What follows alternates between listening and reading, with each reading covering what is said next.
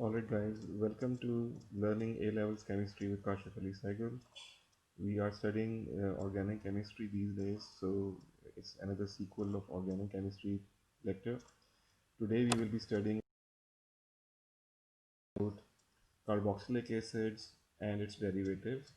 And of course in derivatives we'll study about esters. Acyl chlorides are also the derivative of carboxylic acid, but acyl chlorides are included in the course of A2, and today our topic of concern is about AS level. So acyl chlorides we will study later on in A2 lectures. So in this topic we will study about how carboxylic acids are prepared, what are their chemical properties, how esters can be made. We have covered the topic of esters in the topic of alcohols. So it's a combined property of acids and alcohols, and then properties of esters as well. So carboxylic acids preparation and its naming. So you know that the functional group of carboxylic acids is C double bond OH. The full formula is carbonyl group bonded with OH, and this is the functional group of carboxylic acid. So carboxylic acid has the smallest molecule of carboxylic acid is methanoic acid, which has a formula of HCOH, in which carbonyl group is attached to H atom on one side and OH on the other side. Methanoic acid was also called formic acid, which is present in the ant sting or bee sting. Then the second member of carboxylic acid is ethanoic acid, which has a formula of CH3, C double bond OH or CH3CO2H. Then propanoic acid, butanoic acid, and so on. The carbonyl of the functional group is always 1, so we don't need to number it. It is always COH is always present on one end uh, of the carbon chain. It cannot come in the middle of the chain.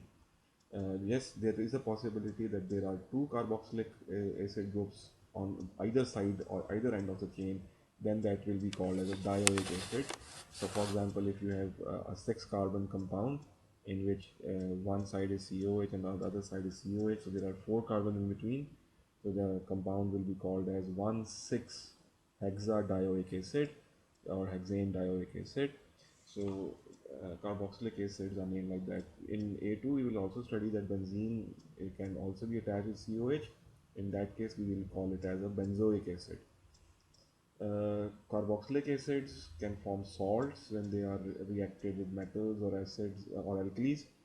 So the salts will be called as sodium salt or potassium salt or metal salt of carbonates, carboxylic acids. So we call them also call them as carboxylate salts.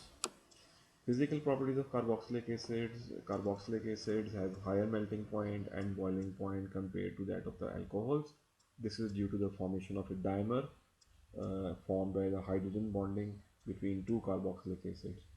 Dimer is formed by carbonyl oxygen of one molecule and hydrogen of OH of the other molecule, and the other way around as well. So there are two hydrogen bonds formed between two molecules to form a dimer, which give it a very strong van der Waals forces and give it a higher melting point, boiling point. Solubility, you know, carboxylic acids are soluble, but the exception is there. As the carbon chain increases, due to the increase in carbon chain, the solubility decreases because carbon chain is hydrophobic. But methanoic acid, ethanoic acid, propanoic acid, they are soluble in water, and they are soluble because of the formation of hydrogen bonds with water. And remember that they are partially soluble are weak acids. Preparation of carboxylic acid, this is done earlier in the course of organic chemistry. We have studied that they can be prepared by one of the method is oxidation of primary alcohol, and the condition is heat and reflux using acidified potassium dichromate, and you will get carboxylic acid. Second method is the oxidation of aldehydes. Again, you will take an aldehyde and add potassium dichromate acidified and heat and reflux. So aldehyde can be oxidized to carboxylic acid. And the next is the acid hydrolysis of nitrile. We have studied in the topic of halogenoalkanes, the fate of nitrile. So when nitrile is hydrolyzed, reacted with water in the presence of acid, So C triple bond N changes to COH and NH4 positive. So carboxylic acid is formed and ammonium ion is formed. Next is the reaction of carboxylic acids. We know that carboxylic acids are weak acids, so there is always a dynamic equilibrium present and the reaction is reversible. Carboxylic acids react with water to form hydronium ion and a carboxylate ion according to Lori-Bronsted concept of acid base. So a reversible reaction occurs, and this can be, we have studied that in acid base equilibrium. Equilibrium is left towards left hand side, which shows that it is a weak acid. Reaction with acid with bases or alkalis. So unlike other mineral acids, carboxylic acids also react with alkalis to form salt and water, although the rate of the reaction is low.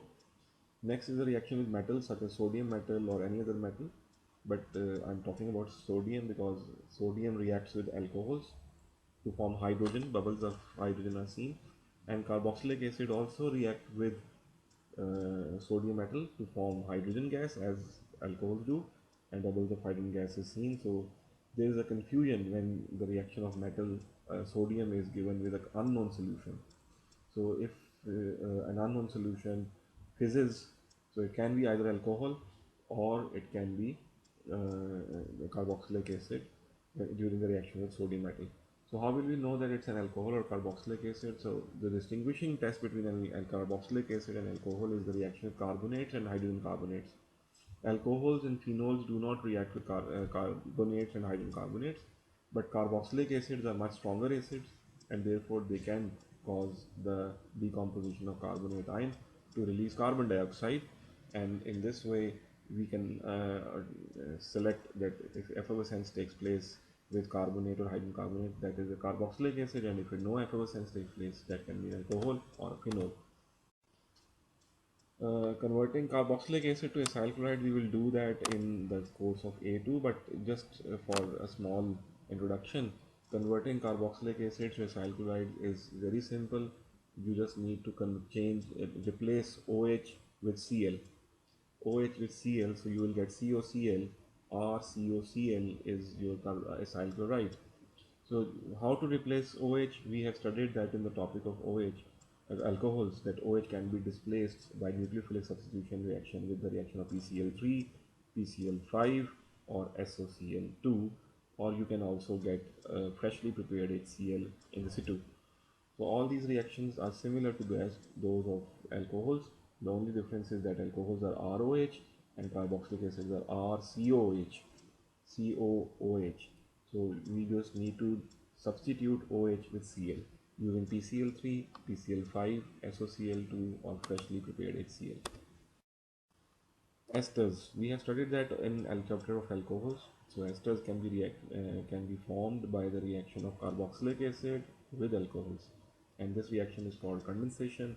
Water molecule or small molecule is removed when N2 molecules join together.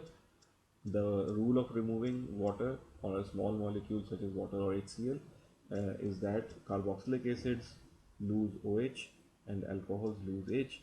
So CO of carboxylic acid links with the O of the alcohols to form esters.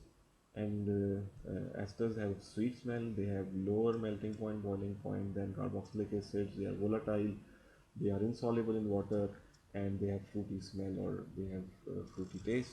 So they are used in artificial flavors, essence, they are used in fragrances, they are used in deodorants, etc.